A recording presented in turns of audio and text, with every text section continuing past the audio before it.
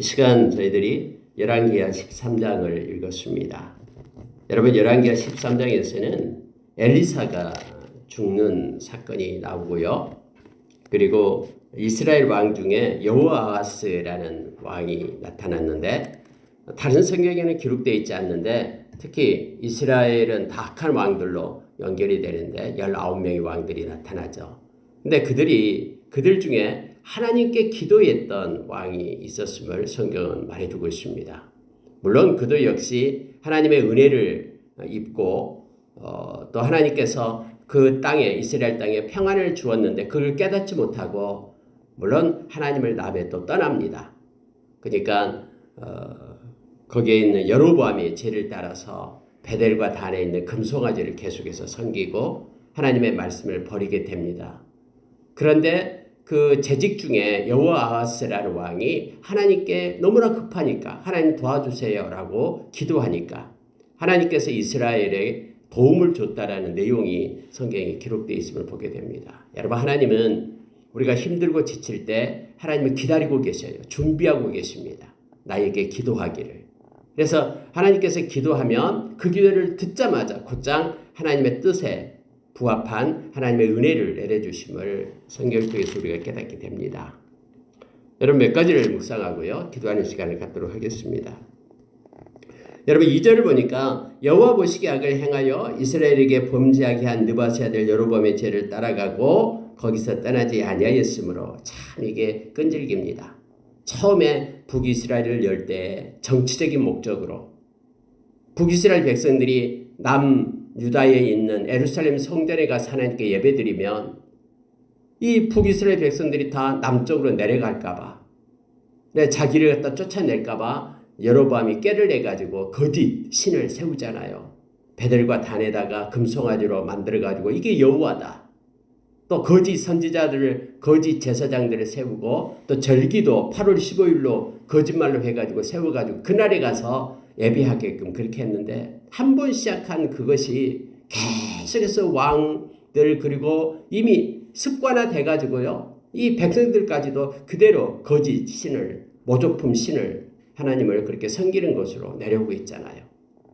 그래서 여러분, 어떤 사람이 이렇게 말합니다. 아니, 세상에 있는 여러 가지 종교들, 뭐 불교니 이슬람교니 뭐 이런 것들이 그래도 뭔가 있기 때문에 지금까지 이어져 내려온 거 아니냐? 아니요. 여로보암이 죄를 보면 다 알아요. 그렇게 거짓으로 만들어낸, 정치적 목적으로 만들었던 그 금송아지를 진짜 신인지 알고 계속해서 왕들이 그걸 섬기고 백성들도 그걸 따르고 있으면 보게 됩니다. 그러니까 이 세상에 이 거짓의 영에 의해서 만들어진 그런 거짓된 것들이요, 소멸되지 않고 우리 주님 오실 때까지, 심판할 때까지 계속해서 거짓이 거짓을 물고 그렇게 연결되어 간다라는 거예요. 그래서 이것을 일반화시키면 안 됩니다. 뭔가가 있기 때문에 그것이 그대로 종교가 유지되고 있지 않냐, 이런 엉뚱한 얘기를 하는 이들이 있는데 그렇지 않아요. 이 여로보암의 죄가 얼마나 끈질긴가 보면은 계속해서 그 죄가 계속해서 꼬리를 물고 연결되었으면 우리 너무나 잘 압니다. 멸망당할 때까지. 아수르에 의해서 호세아 9년 BC 722년에 멸망을 당할 때까지 계속해서 이 죄는 없어지지 않아요. 거짓으로 시작한 죄가 끝날 때까지, 심판 받을 때까지 계속해서 한 번도 끊기지 않고 죄가 있었음을 성경은 우리로 하여금 알게 합니다. 그래서 회개하지 않으면 죄는 없어지지 않습니다. 죄는, 이 거짓말은 특히 거짓은 또 거짓을 물고 와요. 그 거짓을 없애기 위하여 또 거짓을 해야 됩니다. 그래서 이 동아줄과 같은 이 끈질긴 죄는 예수의 보혈 아니면 끊어질 수가 없습니다. 진심으로 회개하는 자에게는 우리가 깨끗한 그런 흰옷을 입고 우리 주님을 맞이할 수 있지만, 회개하지 않는 자는 우리 눈에는 보이지 않으면 죄투성인 누더기 거짓된 옷을 입고 심판을 받게 됨을 알게 합니다. 여러분, 그래서 자기 두루마기를 빠는 자가 복이 있다라고 성경은 우리에게 가르쳐주고 있습니다. 근데 여러분, 3절에 한번 보십시오. 여호와께서 이스라엘에게 노하사 늘 아람 왕 하사엘의 손과 그의 아들 베나닷의 손에 넘기셨더니 아람 왕이 이스라엘을 학대함으로 여호아하스가 여호와께 간구하며 여호와께서 들으셨으니 이는 그들이 학대받음을 보셨습니다. 여호와께서 이에 구원자를 이스라엘에게 주심에 이스라엘 자손이 아람 사람의 손에서 벗어나 전과 같이 자기 장막에 거하였다. 이렇게 성경은 두 절로 기록을 하고 있습니다. 여러분 어떤 순간에 하나님 아니면 내 살 수 없습니다 라고 하나님께 기도하고 고백할 때 비록 그들이 악한 자라도 하나님께 고백하고 기도할 때 하나님께서는 하나님의 손을 그들에게 얹고 구원해 주시는 하나님 되심을 우리가 기억하기를 원합니다. 이것은요 그들이 잘나서 보내준 게 아니에요. 하나님의 은혜로 그들을 보내준 것입니다.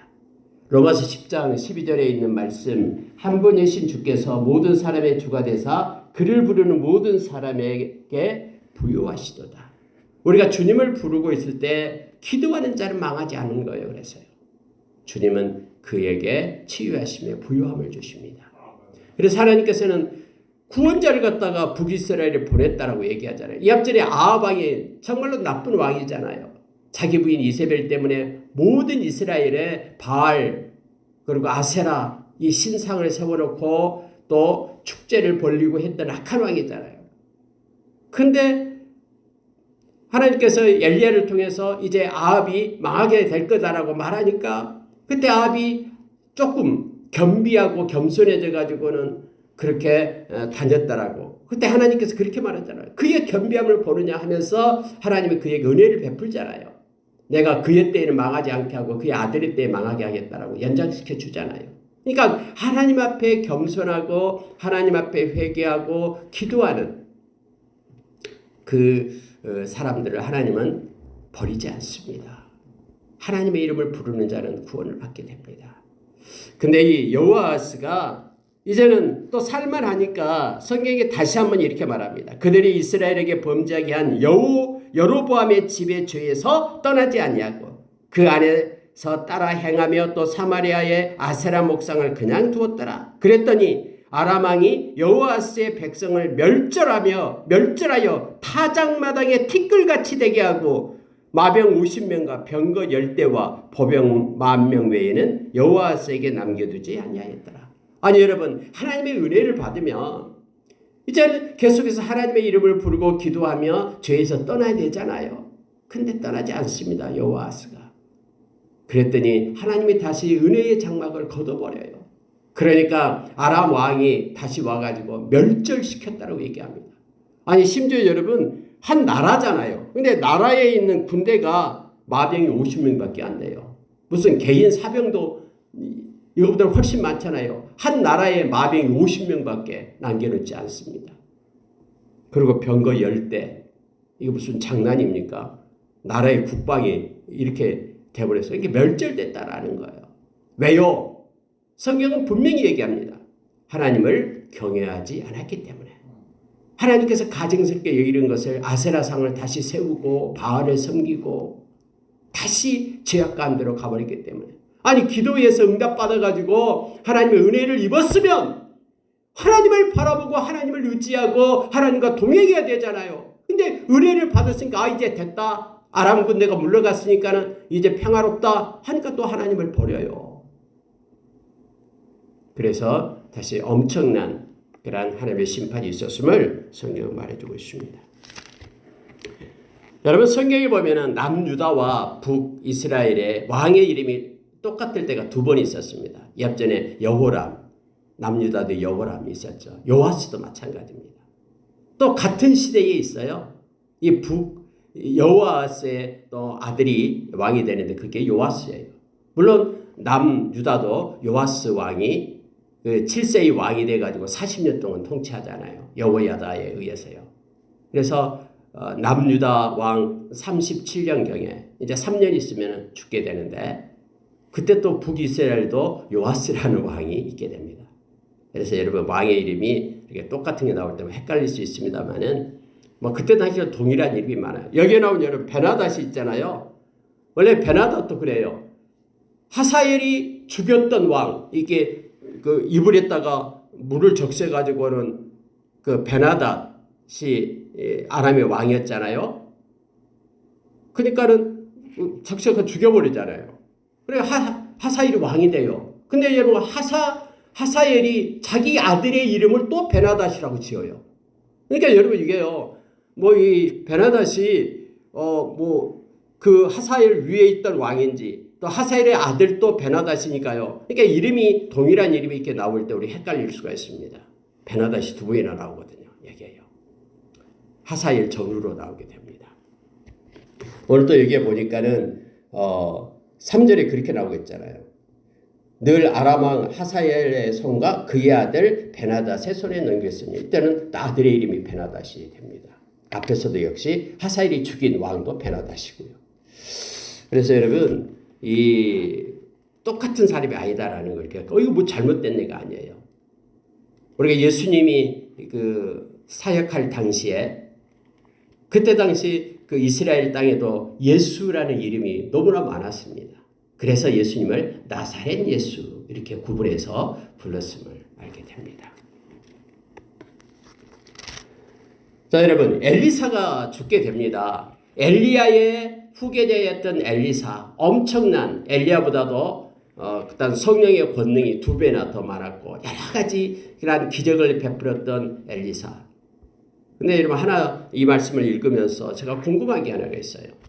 아니 엘리야는 그의 그런 제자로서 엘리사를 세웠잖아요. 근데 엘리사도 역시 선지자 학교에서 많은 제자들이 있는데 엘리사의 뒤를 이어서 그렇게 선지자를 갖다가 하나님의 그런 말씀을 따르는 선지자가 나타나지 않아요. 성경상으로요. 또 선교학교 그렇게 많이 세우고 제자들을 많이 두었지만 그래서 참 만약에 엘리사가 또 엘리사보다도 또 성령이 그 성령의 권능이 2배나 또 있는 그러한 제자가 세워졌으면 얼마나 좋았을까. 그런 북이스라엘 그렇게 악한 왕들만 있는데 하나님의 역사하심이 그 땅을 이끌고 보호해 주셨을 텐데라는 아쉬움이 있기도 합니다. 근데 여러분 북이스라엘 왕들이 여러 명의 왕들이 다 악한 왕으로만 이어지잖아요. 이것도 또 마음속에 있어요. 아니 북이스라엘에 엘리야도 있었고 여러분 엘리야와 엘리사는요 남유다에 있는 사람이 아니었어요. 북이스라엘에 있었어요. 엘리야도 있었고 엘리사도 있었는데 왜 하나같이 북이스라엘 왕들은 그렇게 우상 숭배를 하고 하나님을 떠나 있고 가증스럽게 이기는 일을 했을까? 그 신실한 엘리야와 엘리사가 그 땅에 있었는데 이런 생각이 들잖아요. 근데 여러분 반대로 한번 생각해 보십시오. 만약에 엘리야와 엘리사가 없었다면요. 그 북이스라엘에 숨어서 하나님의 말씀을 붙잡고 진리를 따라 살아가는 하나님만을 섬기는 그래도 신실한 종들이 있잖아요. 하나님께서 7,000명의 바알에게 무릎 꿇지 않는 이들을 남겨두었다 했잖아요. 이게 눈으로 보일 때는 모두가 다 이렇게 제약투성인 것 같지만은 하나님을 그 악한 세대 가운데서도 하나님을 섬기는 하나님의 백성들이 있다니까요. 하나님은 그들을 위하여 하나님의 종 엘리야와 엘리사를 통해서 이 거룩이 흘러가게 하고 진리가 그렇게 세워지게 하고 또 그들을 하나님이 세우셨음을 우리가 기억을 해야 됩니다. 오늘날도 동일하게 아무리 악한 시대가 있다고 해도 하나님은 하나님께 신실한 종들을 곳곳에 세워두셔요. 그리고 엘리야와 엘리사가 있었기 때문에 북이스라엘이 그나마 그렇게 하나님의 보호하심을 받을 수 있었고 유지될 수 있었음을 보게 됩니다. 여러분이 열왕기 상하는요 왕들의 그런 업적을 기록해 놓은 거잖아요. 근데 엘리야와 엘리사의 업적을 기록하고 있잖아요. 영적인 그런 권세를 가지고 왕 노릇을 했던 엘리야와 엘리사의 모습을 우리는 성경에 나타내면서 그들을 통해서 보이지 않는 그래서 이름 없이 빛도 없이 하나님을 섬기는 이들을 이끌고 영향력을 끼쳤음을 또 엘리사는 많은 선지 제자들을 두었습니다. 그리고 그 제자들은 사람 눈에 보기에는 이름이 없지만 곳곳에 흩어져서 자기 하나님을 향한 자기의 직분을 다 담당했음을 우리가 기억하기를 원합니다. 우리는 아직 모르지만 다음에 천국에 가면 다 알게 될 겁니다. 엘리야도 만나게 되고 엘리사도 만나게 되고 그 험한 세상에서 이름 없이 빛도 없이 하나님 말씀 붙잡고 살았던 그 7,000명의 거룩한 하나님의 백성들도 만나게 될 겁니다. 여러분 마지막 이 말씀 보고 마치겠는데요. 이제 엘리사가 죽게 되었어요. 그랬더니 이제 여러분 요아스 왕이 세워졌죠. 여호아스의 아들 요아스가 이제 엘리사를 찾아옵니다. 근데 와서 눈물을 흘려요. 그러면서 내 아버지여 내 아버지여 이스라엘의 병거와 마병이여 이렇게 울면서 엘리사의 죽음을 애통하고 있는 걸 보게 됩니다. 그러면은 야, 이 요아스가 그럼 하나님을 잘 섬기는 사람이냐? 그렇지 않습니다. 엘리사가 우리가 잘 알고 있잖아요. 아람 군대를 갖다가 군대가 쳐들어올 때 다 알고 왕에게 가르쳐주고 기도하는 나라를 지키는 용사였잖아요. 바로 엘리사가요. 근데 엘리사가 이제 죽어버리니까 어떻게 이 세상을 이제 이끌고 가냐라고 생각하는 거예요. 그러면서 울고 있으니까 엘리사가 요아스의 손을 붙잡으면서 하나님의 은혜를 베풉니다. 죽기 전에 마지막 은혜를 베풀어요. 그게 뭐냐면 왕이여 활과 화살을 가지고 오십시오. 그러니까 왕이 가지고 와요. 그러면은 동쪽의 문을 여십시오. 창문을 여십시오. 창문을 열어요. 그리고 활을 갖다가 쏘십시오 하는 거예요. 그러니까 이 왕이 동쪽을 향하여 딱 활을 들어서 활을 쏩니다. 여러분 그때 당시에 요단강 동쪽은 이 아람 군대가 있었던 강대국 이스라엘을 괴롭혔던 아람 군대가 있는 곳이거든요. 활을 쏴요. 그러니까 이렇게 말합니다. 자 17절을 보십시오. 이르되 동쪽 창을 여소서 하여 곧 열매 엘리사가 이르되 쏘소서 하는지라 쏘매 엘리사가 이르되 이는 여호와를 위한 구원의 화살 곧 아람에 대한 구원의 화살이니 왕이 아람 사람을 멸절하도록 아벡에서 치리이다. 막 울면서 이제 이 나라는 어떻게 합니까? 당신 엘리사 당신 죽으면 우리는 이제 망했습니다라고 말하니까 동쪽을 향하여 활을 쏘라 하면서 동쪽이 아람이 있는 곳이거든요. 하나님께서 당신에게 힘을 줘서 구원의 화살을 하나님께서 주었습니다. 여호와를 위한 구원의 화살입니다. 그래서 이제 왕이 아람 사람을 멸절하도록 아벡에서 치게 될 겁니다. 그러니까 눈물이 뚝 꽂히는 거예요. 그러면서 이제는 두 번째입니다. 화살을 잡으십시오. 화살을 들었어요. 그러면서 엘리사가 말합니다. 왕이여 땅을 치소서. 근데 땅을 쳐라라고 말했는데 이에 3번 치고 그친지라 이렇게 되어 있어요.